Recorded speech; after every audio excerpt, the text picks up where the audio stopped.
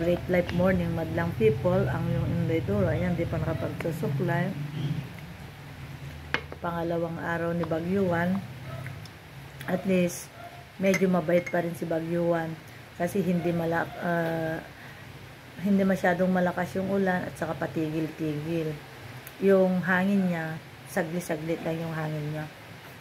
Hindi katulad yung mga nagdaang bagyo na diretso ulan, diretso hangin. Pero ngayon, at least friendly typhoon naman, kahit 2 days na siya, friendly typhoon naman siya, no? Typhoon 1, no? Great Life Morning pa rin tayo. Ang araw ni Dora, hindi pwedeng magsimula kung walang Great Life Coffee. Partner na ni Dora ito. Green tea at saka Great Life Coffee. Every gising is a blessing with Great Life Coffee.